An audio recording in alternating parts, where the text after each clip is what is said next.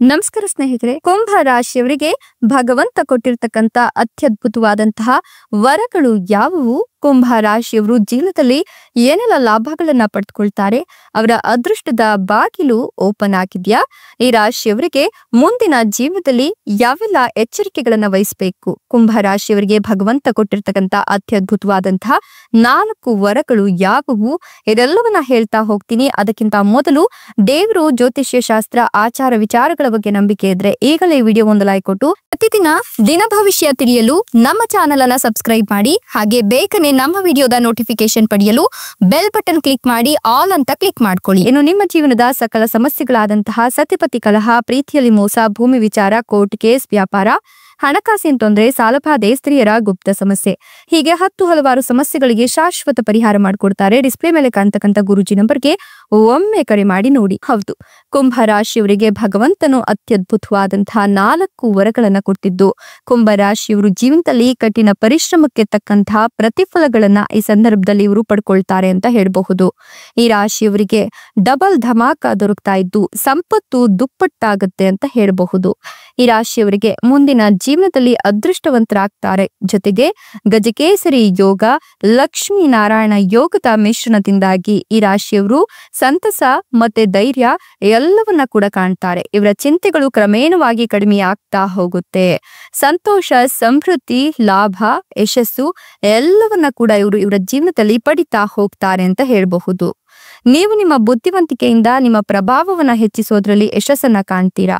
ರಾಜಕೀಯಕ್ಕೆ ಸಂಬಂಧಿಸಿದ ನಿರ್ಧಾರವನ್ನ ತೆಗೆದುಕೊಳ್ಳುವಾಗ ಪ್ರತಿಸ್ಪರ್ಧಿಗಳ ವಿರುದ್ಧ ನೀವು ಜಯವನ್ನ ಕಾಣ್ತೀರಾ. ಷೇರು ಮಾರುಕಟ್ಟೆ ಮತ್ತು ಸಂಪತ್ತಿಗೆ ಸಂಬಂಧಿಸಿದಂತೆ ಹೂಡಿಕೆಯ ಯೋಜನೆಗಳಿಂದ ದೀರ್ಘಕಾಲೀನ ಹೂಡಿಕೆ ಮಾಡೋದ್ರಿಂದ ಹೆಚ್ಚಿನ ಲಾಭ ಅನ್ನೋದು ನಿಮಗೆ ಸಿಗ್ತಾ ಹೋಗುತ್ತೆ. ನೀವು ಸರಿಯಾಗಿ ಯೋಚಿಸಿ ನಿರ್ಧಾರವನ್ನ ತೆಗೆದುಕೊಳ್ಳೋದ್ರಿಂದ ಹೆಚ್ಚಿನ ಲಾಭವನ್ನ ಪಡ್ಕೊಳ್ತೀರಾ. ಮಾರ್ಕೆಟಿಂಗ್, ಕಮ್ಯುನಿಕೇಶನ್ ಇತ್ಯಾದಿಗೆ ಸಂಬಂಧಿಸಿದ ಕೆಲಸವನ್ನ ಮಾಡ್ತಕ್ಕಂಥ ಜನರು ತಮ್ಮ ಪ್ರತಿಭೆಯಿಂದ ಹೆಚ್ಚಿನ ಪ್ರಯೋಜನ ಪಡಿತಾರೆ. ನಿಮ್ಮ ಕಾರ್ಯ ಯೋಜನೆಗಳಿಂದ ಉನ್ನತಾಧಿಕಾರಿಗಳು ಆಕರ್ಷಿತರಾಗ್ತಾರೆ.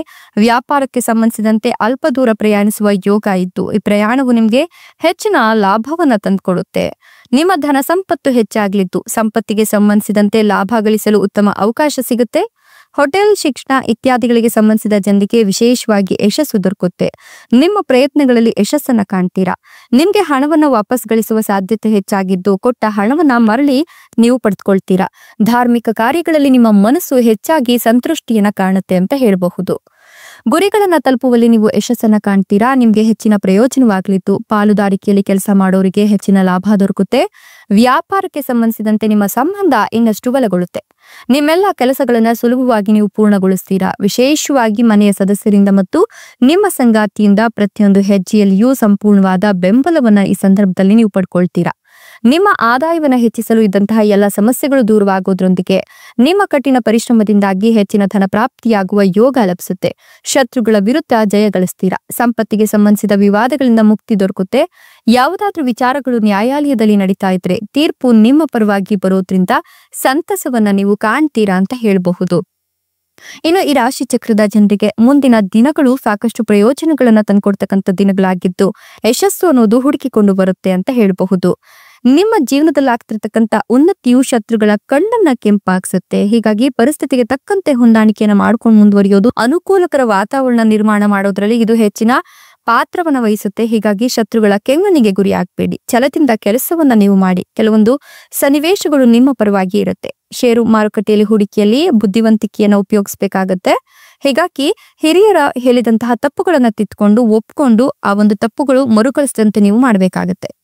ಈ ರಾಶಿಯವರು ದೈಹಿಕವಾಗಿ ಒಂದಷ್ಟು ಬೇಸರವನ್ನ ಕಾಣ್ತಾರೆ ಅಥವಾ ಆಯಾಸವನ್ನ ಕಾಣೋದ್ರಿಂದ ಕೆಲಸಗಳನ್ನ ಬೇಗ ಮುಗಿಸಿ ದೇಹದಲ್ಲಾಗ್ತಕ್ಕಂಥ ಪ್ರತಿಯೊಂದು ಬದಲಾವಣೆಗಳನ್ನ ಸೂಕ್ಷ್ಮವಾಗಿ ಗಮನಿಸಿದ್ರೆ ಖಂಡಿತವಾಗಿಯೂ ಕೂಡ ದೈಹಿಕ ಆಯಾಸವನ್ನ ನೀವು ಸಂಪೂರ್ಣವಾಗಿ ತೊಲಗಿಸಬಹುದು.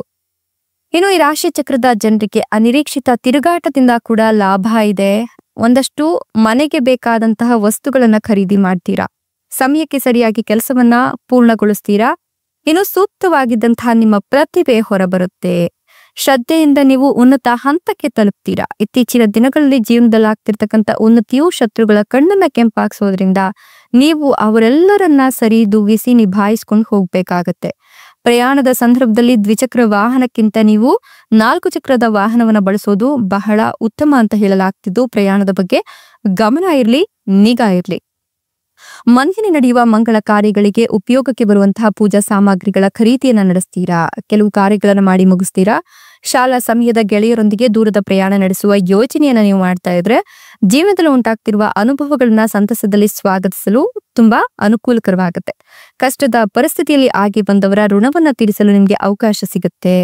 ಪ್ರತಿ ವೈಯಕ್ತಿಕ ನಿರ್ಧಾರಗಳನ್ನು ತೆಗೆದುಕೊಳ್ಳೋಕ್ಕಿಂತ ಮೊದಲು ಪತ್ನಿಯೊಂದಿಗೆ ಚರ್ಚಿಸಿ ಆ ನಂತರ ನೀವು ನಿರ್ಧಾರಗಳನ್ನ ತೆಗೆದುಕೊಂಡ್ರೆ ಖಂಡಿತವಾಗಿಯೂ ಕೂಡ ಯಶಸ್ಸು ನಿಮ್ಮದಾಗತ್ತೆ ಅಂತ ಹೇಳಿದ್ರೆ ತಪ್ಪಾಗ್ಲಿಕ್ಕಿಲ್ಲ. ಈ ಒಂದು ಸಂದರ್ಭದಲ್ಲಿ ನೀವು ಮಾಡ್ತಕ್ಕಂಥ ಪ್ರತಿಯೊಂದು ಹೂಡಿಕೆಯಿಂದಲೂ ಕೂಡ ಮುಂದಿನ ದಿನಗಳಲ್ಲಿ ನಿಮ್ಮ ಸಂಗಾತಿಯೊಟ್ಟಿಗೆ ನೀವು ಲಾಭವನ್ನು ಪಡ್ಕೊಳ್ತೀರಾ. ಜೀವನದಲ್ಲಿ ಪ್ರಗತಿಯನ್ನ ಸಾಧಿಸ್ತೀರಾ. ನೀವು ಮಾಡ್ತಕ್ಕಂಥ ಪ್ರತಿಯೊಂದು ಕೆಲಸ ಕಾರ್ಯಗಳಲ್ಲೂ ಕೂಡ ಸಂಗಾತಿಯ ಸಂಪೂರ್ಣ ಬೆಂಬಲ ಅಥವಾ ಸಪೋರ್ಟ್ ನಿಮ್ಗೆ ಸಿಗ್ತಾ ಇರೋದ್ರಿಂದ ನೀವು ಸಮೃದ್ಧಿಯನ್ನ ಕಾಣ್ತೀರಾ. ಸುಖ ನೆಮ್ಮದಿಯ ಜೀವನವನ್ನೇ ನೀವು ನೋಡ್ತೀರಾ ಅಂತ ಹೇಳಬಹುದು. ಈ ಒಂದು ಸಂದರ್ಭದಲ್ಲಿ ಹೊಸ ವ್ಯಾಪಾರ ವ್ಯವಹಾರವನ್ನ ಮಾಡ್ಬೇಕು ಅನ್ಕೊಂಡಿದ್ರು ಕೂಡ ಶುರು ಮಾಡಬಹುದು. ಈ ಒಂದು ಹೊಸ ವ್ಯಾಪಾರ ವ್ಯವಹಾರ ನಿಮ್ಗೆ ಭವಿಷ್ಯದಲ್ಲಿ ಸಾಕಷ್ಟು ಪ್ರಗತಿಯನ್ನ ತಂದ್ಕೊಡುತ್ತೆ. ಮನೆ ಖರೀದಿಯ ಯೋಗ ಇದ್ದು ಅಥವಾ ಮನೆ ನಿರ್ಮಾಣಕ್ಕೆ ಅಡಿಗಲ್ಲನ್ನ ಹಾಕ್ಬೇಕು ಅನ್ಕೊಂಡಿದ್ರೆ ಈ ಸಂದರ್ಭದಲ್ಲಿ ತಳಪಾಯವನ್ನ ನೀವು ಹಾಕಿದ್ರೆ ಖಂಡಿತವಾಗಿಯೂ ಮನೆ ನಿರ್ಮಾಣದ ಎಲ್ಲಾ ಕೆಲಸಗಳು ಬಹುಬೇಗನೆ ಪೂರ್ಣಗೊಳ್ಳುತ್ತೆ ಅಂತ ಹೇಳಬಹುದು. ಹೊಸ ವಾಹನ ಅಥವಾ ಕಟ್ಟಡ ಖರೀದಿಯ ಯೋಗ ಇದ್ದು ಭೂಮಿ ಖರೀದಿಯ ಪ್ರಸ್ತಾಪಗಳು ಕೂಡ ನಿಮ್ಮನ್ನ ಹುಡುಕಿಕೊಂಡು ಬರುತ್ತೆ ಅಂತ ಹೇಳಬಹುದು. ಮದುವೆ ಆಗದೆ ಇರೋರಿಗೆ ಕಂಕಣ ಭಾಗ್ಯ ಕೂಡಿ ಬಂದಿದ್ದು ಉತ್ತಮ ವಧುವರರ ಪ್ರಸ್ತಾಪಗಳು ಕೇಳಿ ಬರುತ್ತೆ. ಈ ಸಂದರ್ಭದಲ್ಲಿ ನಿಮ್ಮ ಆಯ್ಕೆ ಸರಿಯಾಗಿದ್ರೆ ದಾಂಪತ್ಯ ಜೀವನ ಸುಖಮಯವಾಗಿ ಸಾಗುತ್ತೆ. ಇನ್ನು ಮಕ್ಕಳಿಲ್ಲದೆ ಇರೋರಿಗೆ ಮಕ್ಕಳನ್ನ ಹೊಂದುವ ಯೋಗ ಇದ್ದು ಪುತ್ರ ಸಂತಾನ ಪ್ರಾಪ್ತಿಯಾಗುತ್ತೆ ಅಂತ ಹೇಳಬಹುದು. ಈ ಸಂದರ್ಭದಲ್ಲಿ ನಿಮ್ಮ ಪ್ರಯತ್ನಗಳು ನಿಮ್ಗೆ ಫಲವನ್ನ ತಂದ್ಕೊಡುತ್ತೆ. ವಿದೇಶದಲ್ಲಿ ವಿದ್ಯಾಭ್ಯಾಸವನ್ನ ಮಾಡಬೇಕು ಅನ್ನೋ ನಿಮ್ಮ ಮಕ್ಕಳ ಕನಸು ಈ ಸಂದರ್ಭದಲ್ಲಿ ನನಸಾಗುತ್ತೆ. ಇದಕ್ಕಾಗಿ ಒಂದಷ್ಟು ಪ್ರಭಾವಿ ವ್ಯಕ್ತಿಗಳ ಸಹಕಾರ ಸಪೋರ್ಟ್ ಎಲ್ಲವೂ ಕೂಡ ನಿಮ್ಗೆ ಸಿಗ್ತಾ ಹೋಗುತ್ತೆ. ಪ್ರಭಾವಿ ವ್ಯಕ್ತಿಗಳ ಬೆಂಬಲದಿಂದಾಗಿ ನಿಮ್ಮ ಮಕ್ಕಳು ವಿದ್ಯಾಭ್ಯಾಸವನ್ನ ಉನ್ನತ ಶಿಕ್ಷಣವನ್ನ ಫಾರಿನ್ ನಲ್ಲೇ ಮಾಡ್ತಾರೆ ಅಂತ ಹೇಳಬಹುದು. ಇನ್ನು ನಿಮ್ಮ ಯೋಜನೆಗಳು ಕಾರ್ಯರೂಪಕ್ಕೆ ಬರಬೇಕು ಅಂತಂದ್ರೆ ನಿಮ್ಮ ಕಠಿಣ ಪರಿಶ್ರಮ ಅಷ್ಟೇ ಮುಖ್ಯವಾಗುತ್ತೆ.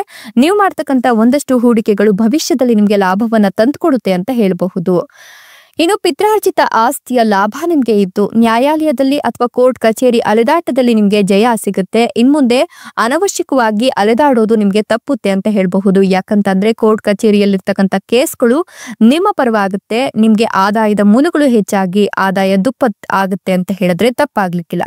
ಈ ಸಂದರ್ಭದಲ್ಲಿ ನೀವು ಒಂದಷ್ಟು ಹೊಸ ವ್ಯಾಪಾರ ವ್ಯವಹಾರವನ್ನ ಆರಂಭ ಮಾಡಿದ್ರೆ ಅದರಿಂದ ನಿಮ್ಗೆ ಸಾಕಷ್ಟು ಲಾಭ ಇದೆ. ಹೀಗಾಗಿ ವ್ಯಾಪಾರ ವ್ಯವಹಾರವನ್ನ ಆರಂಭ ಮಾಡಬೇಕು ಅನ್ನೋಕ್ಕಿಂತ ಮೊದಲು ಯೋಚಿಸಿ ನಿರ್ಧಾರಗಳನ್ನು ತೆಗೆದುಕೊಂಡು ಹಿರಿಯರ ಸಲಹೆ ಸೂಚನೆಗಳನ್ನ ಅಳವಡಿಸಿಕೊಂಡು ಮಾಡಿರ್ತಕ್ಕಂಥ ತಪ್ಪುಗಳನ್ನ ತಿದ್ದುಕೊಂಡು ಮುಂದಿನ ದಿನಗಳಲ್ಲಿ ನೀವು ಅವೆಲ್ಲವನ್ನ ಸರಿಪಡಿಸಿಕೊಂಡು ಹೊಸದಾಗಿ ಹೂಡಿಕೆಯನ್ನು ಮಾಡೋದ್ರಿಂದಲೂ ಕೂಡ ನೀವು ಪ್ರಗತಿಯನ್ನ ಕಾಣ್ತೀರಾ ಅಂತ ಹೇಳಬಹುದು. ಯಾಕಂತ ಅಂದ್ರೆ ಈಗ ಭಗವಂತನ ಕೃಪಾಶೀರ್ವಾದ ಕುಂಭರಾಶಿಯವರ ಮೇಲೆ ಇರೋದ್ರಿಂದ ಕುಂಭರಾಶಿಯವರು ಯಾವುದೇ ಹೊಸ ಕೆಲಸ ಕಾರ್ಯಗಳನ್ನ ಆರಂಭ ಮಾಡಿದ್ರು ಕೂಡ ಅದರಲ್ಲಿ ಸಾಕಷ್ಟು ಪ್ರಗತಿಯ ಜೊತೆಗೆ ಯಶಸ್ಸನ್ನ ಕಾಣೋದ್ರಿಂದ ಕುಂಭರಾಶಿಯವರಿಗೆ ಸುಸಂದರ್ಭ ಅಂತಲೇ ಹೇಳಬಹುದು. ಇದಿಷ್ಟು ಕುಂಭರಾಶಿಯವರಿಗೆ ಭಗವಂತ ಕೊಟ್ಟಿರ್ತಕ್ಕಂಥ ಅತ್ಯದ್ಭುತವಾದಂತಹ 4 ವರಗಳಾಗಿತ್ತು.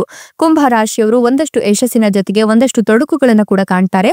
ಆದ್ರೆ ಆ ತೊಡಕುಗಳೆಲ್ಲವನ್ನ ಕೂಡ ನಿವಾರಣೆ ಮಾಡಿಕೊಂಡು ರಾಜ ವೈಭೋಗದ ಜೀವನವನ್ನ ತಮ್ಮದಾಗಿಸ್ಕೊಳ್ತಾರೆ. ಧನ್ಯವಾದಗಳು.